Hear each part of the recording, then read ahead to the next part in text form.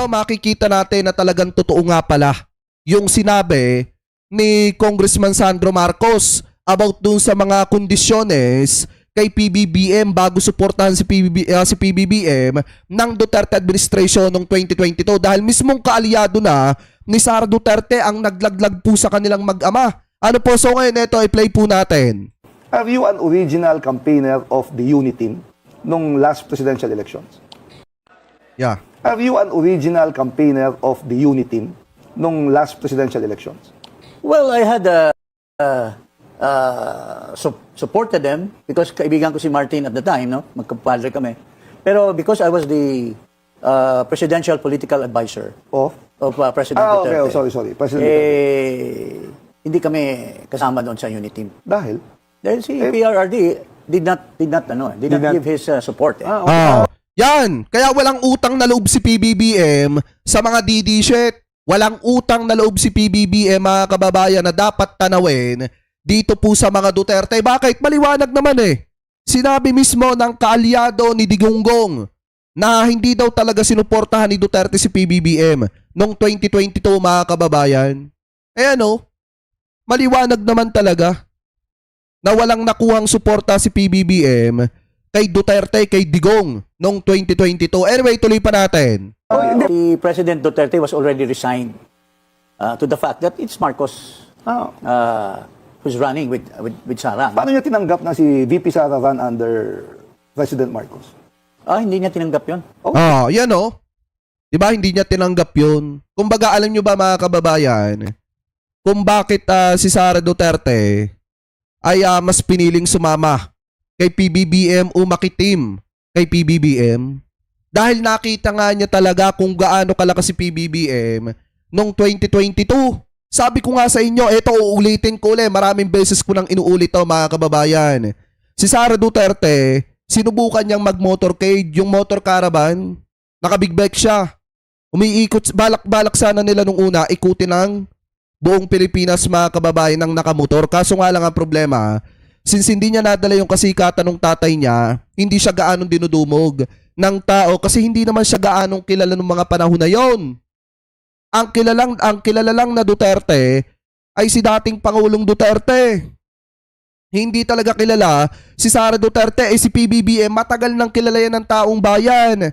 Kaya nga kung titingnan nyo, nung nakita ni Sara Duterte at napansin niya na hindi siya dinudumog ng tao noong mga panahon na yon, ang nangyari, mga kababayan, nung si PBBM mga nagkaraban, I think bandang December noon, 2021, nakita niya kung paano dumugay ng taong bayan si PBBM noong mga panahon na yon. Kaya nag-isip etong team ni Sara na mas maganda na sumama na lang talaga kay PBBM, suportahan na lang talaga yung kandidatura ni PBBM. At the same time, pag nakuha ni Sara Duterte yung buong suporta ng Marcos loyalist, matik alam niya sa sarili niya na landslide talaga yung vote na makukuha niya. At yun nga ang nangyari, mga kababayan. Kung tutusin, ang mga Duterte pa nga ang dapat tumanaw ng utang na loob ng paulit-ulit sa pamilyang Marcos dahil kung hindi dahil kay PBBM, kung hindi siya tinanggap ni PBBM bilang vice niya, hindi naman magiging vice-presidente yan. Baka nga natalo pa yan ni Senator Kiko Pangilinan. Ano po ngayon, tuloy pa natin. He felt bad.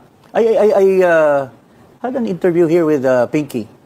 In fact, galit nga si Bongo sa akin kasi sabi ako ng totoo na nagtampo talaga si PRRD because he told me personally in front of Presby that nakipag-meeting sila with Bongo and Marcos and Romualdez.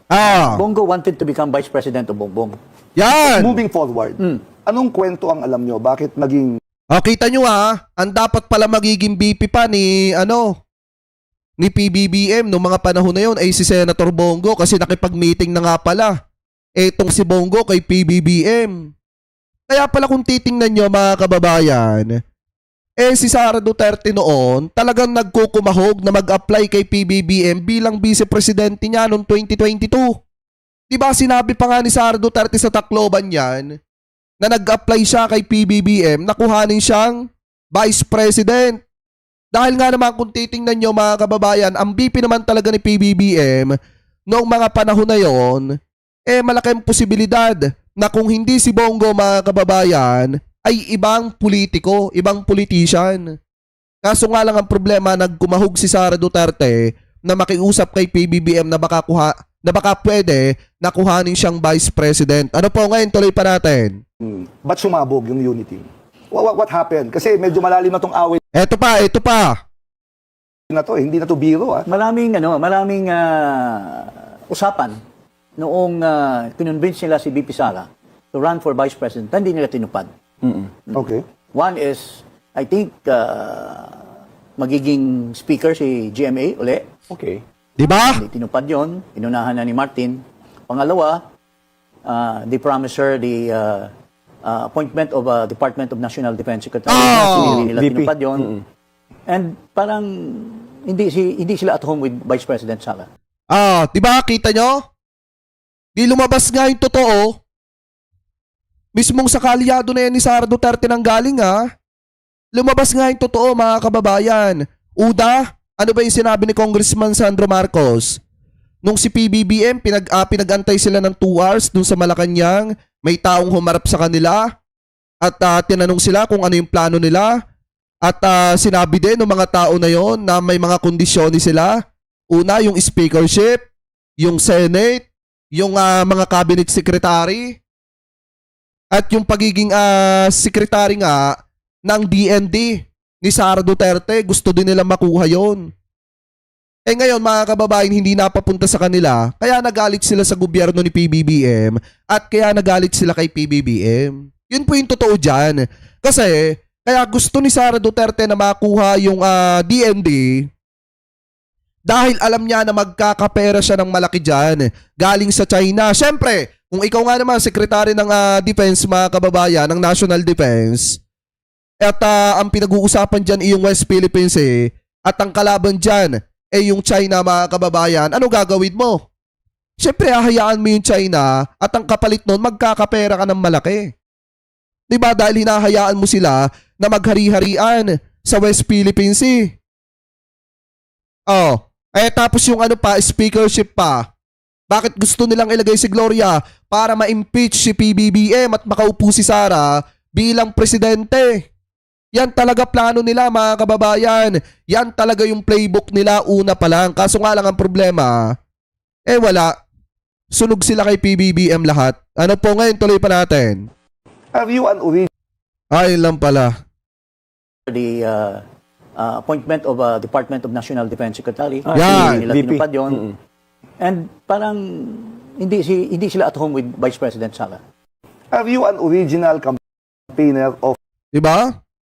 Yan yung totoo talaga dyan, mga kababayan, kaya pinilit nilang sirain si PBBM ng sirain. Kaso ang problema, ang mga tao naman hindi mangmang. Sabi ko nga sa inyo, kung ang problema lang natin, yung mga pagbaha, tandaan po natin na nung mga panahon, nung mga nagdaang administrasyon, may mga pagbaha din naman, mas matitindi pa nga Diba? Alam nyo kasi, mga kababayan, ganito lang yan. Hindi natin pwedeng i-blame.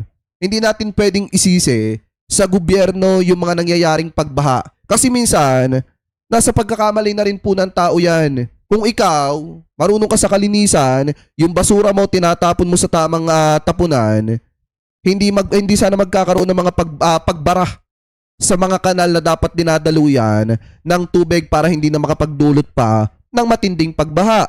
At hindi na sana tambak na sandamakmak na basura yung bumabara doon sa mga creek, mga kababayan, na dinadaanan dapat ng tubig para hindi na magkaroon ng baha. Ang problema, nasa tao na rin kasi. Dahil nga yung pagiging burara, mga kababayan, talagang karamihan dyan, kung saan na lang maitapon yung kanilang mga basura. Pero kung malinis sana sila, na yung basura nila tinatapon nila sa tamang tapunan, di sana magkakaroon ng pagbaha. Kung magkaroon man, napaka-major na lang. Mga kababayan, hindi na yung sobrang grabe. Nasa kalinisan din yan.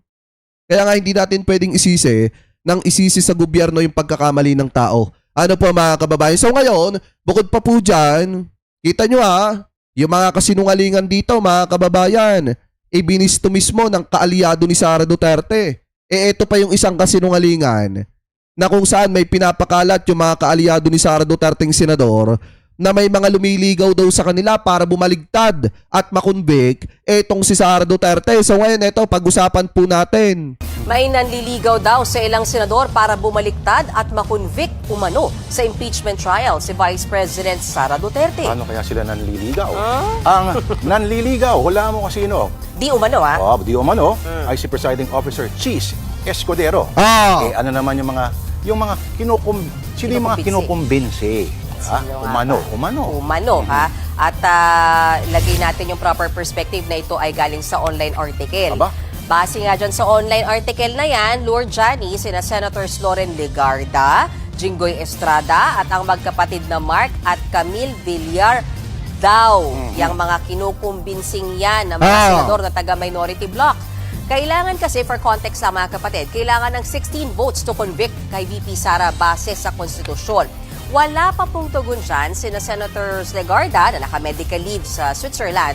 Past week ay France, alam ko. Maging si Senator Mark Villar, wala. Alam nyo mga kababayan, kung may utak naman talaga yung mga senador, kung may isip naman talaga sila, kahit hindi na sila ligawan kita naman nila kung gaano katibay yung ebidensya laban po kay Sara Duterte.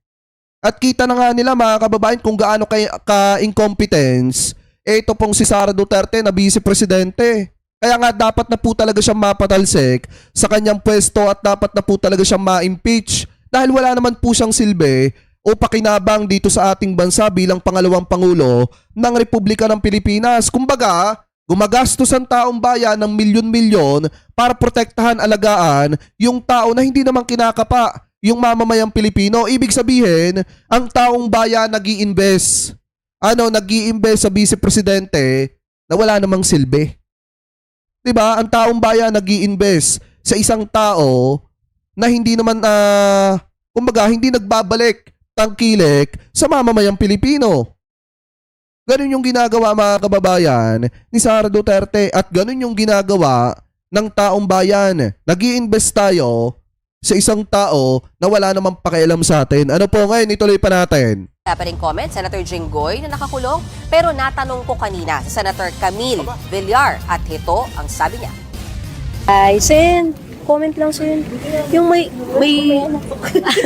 ma'am, yung ugong lang na kinakausap daw kayo, ma'am, para makabuo ng 16 to convict. No comment, ma'am?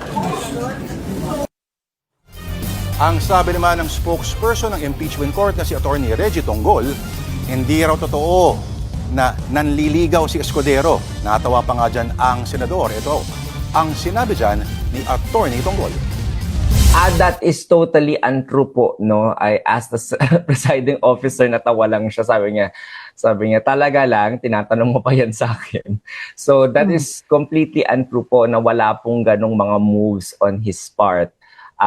He is busy and his time is taken up by reading and studying the case.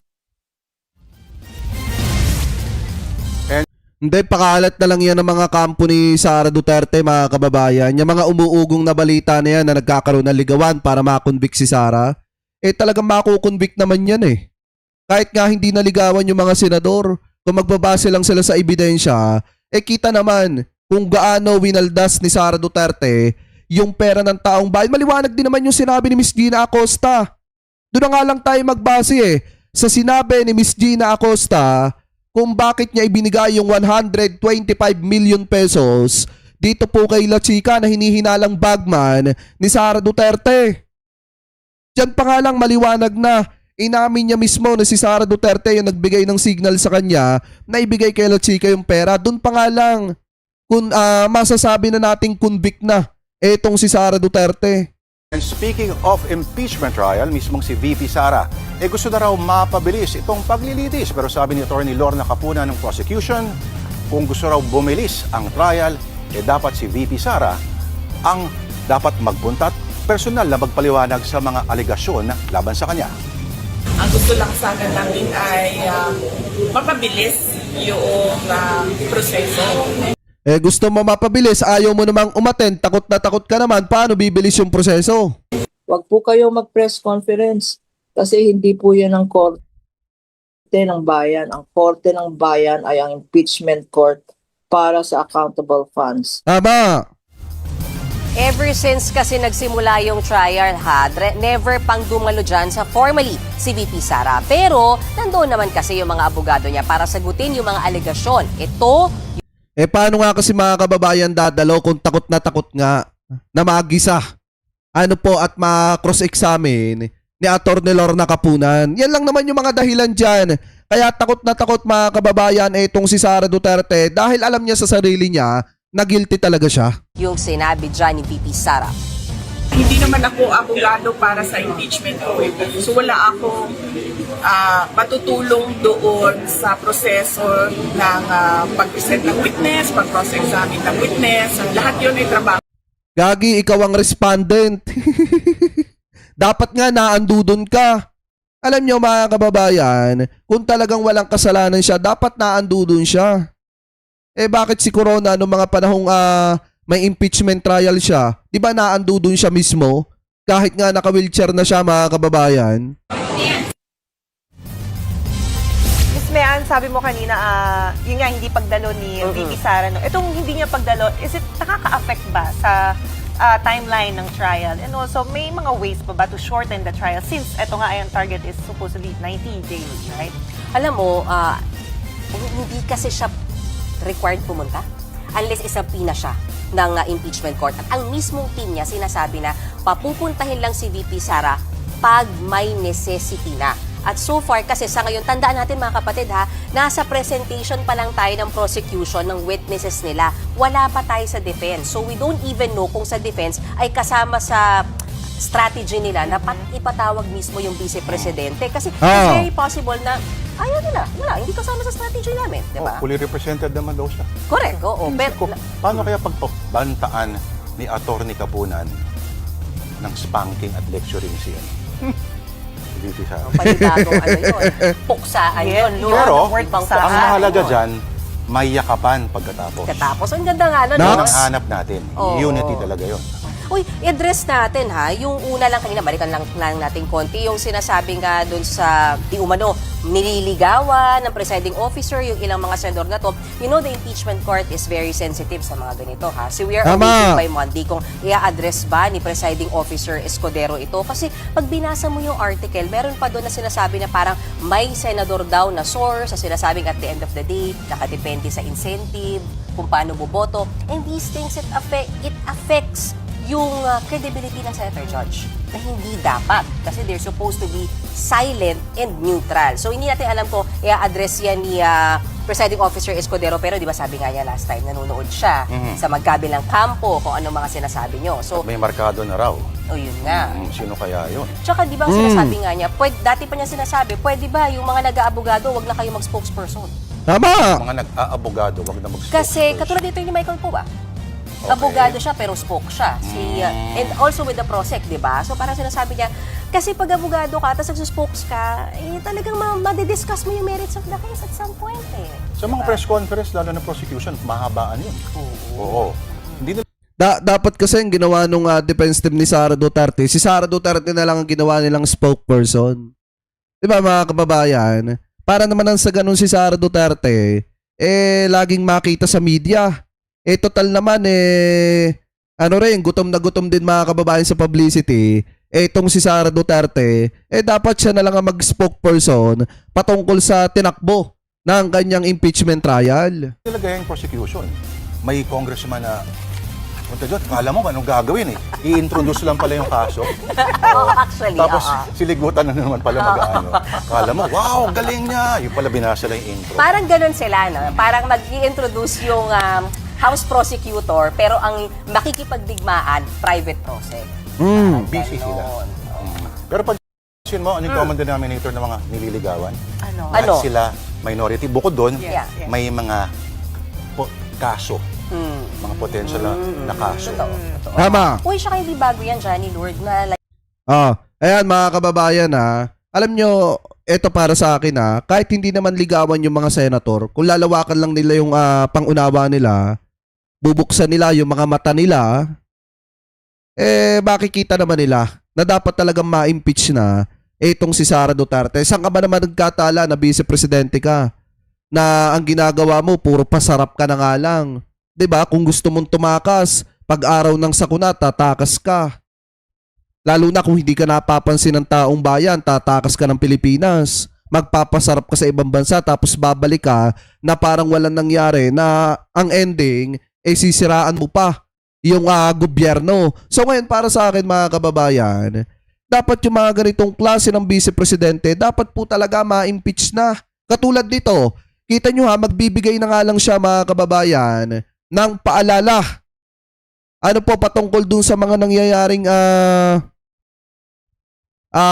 pamamaril sa mga eskwelahan, mga kababayan, magbibigay na nga lang siya ng paalala dyan, binabasa niya pa. Eto, i-play natin. Assalamualaikum warahmatullahi wabarakatuh. Madayaw mayo adlaw kaninyong tanan. Magandang araw sa inyong lahat. Today, magbibigay ka na nga lang ng mensahe at paalala sa mga biktima ng terorismo, binabasa mo pa? the Philippines joins the global community in observance of the International Day of Remembrance and Tribute to the victims of terrorism. Our nation knows the true cost of terror.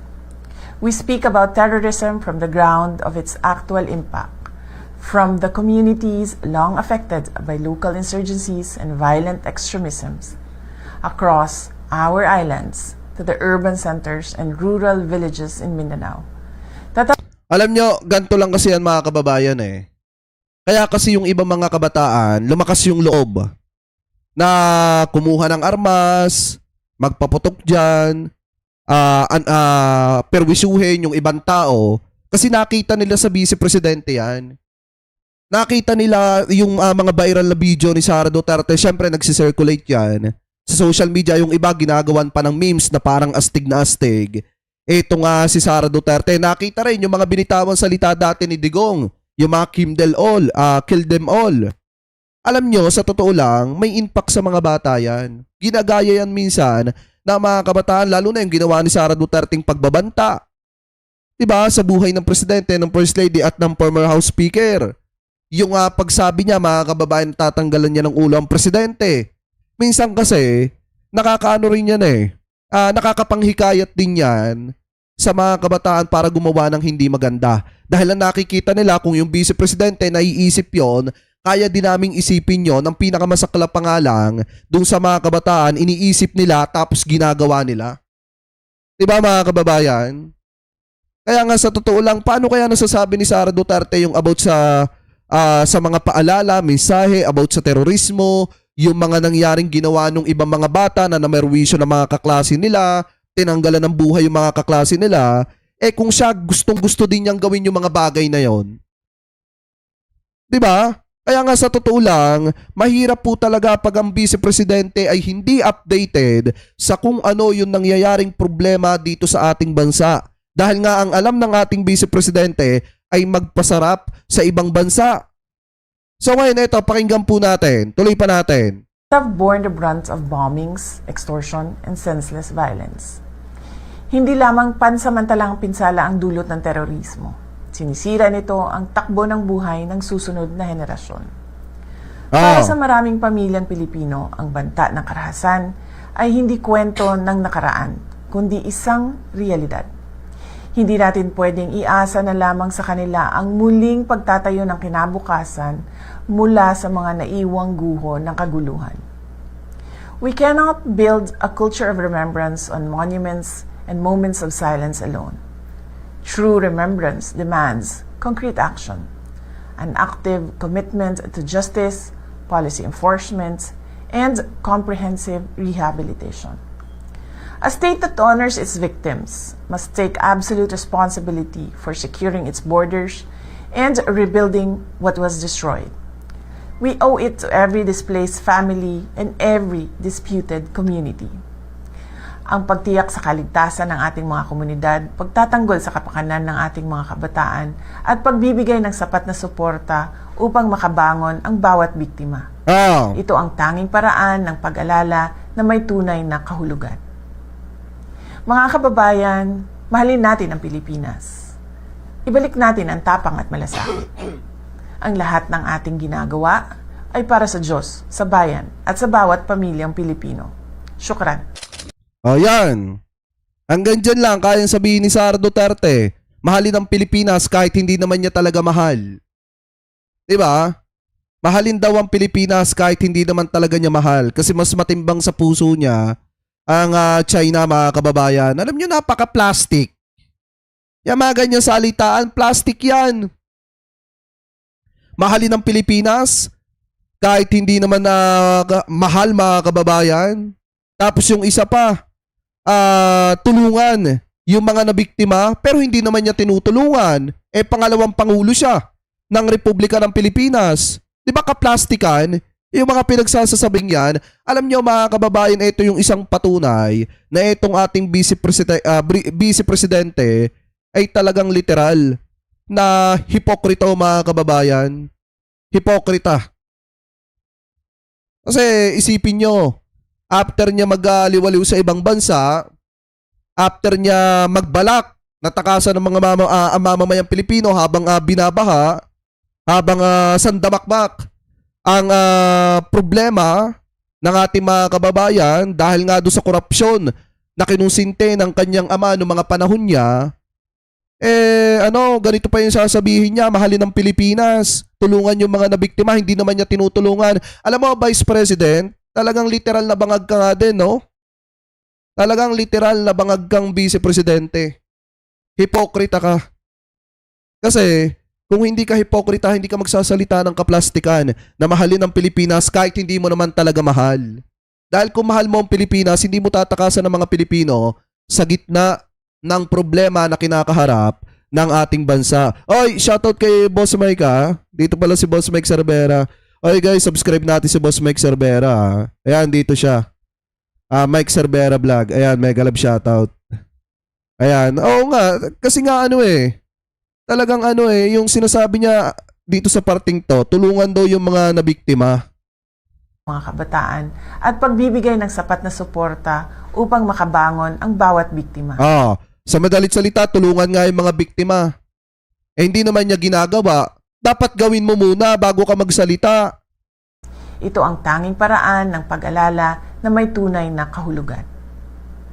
Mga kababayan, mahalin natin ang Pilipinas. Ibalik natin ang tapang at malasakit.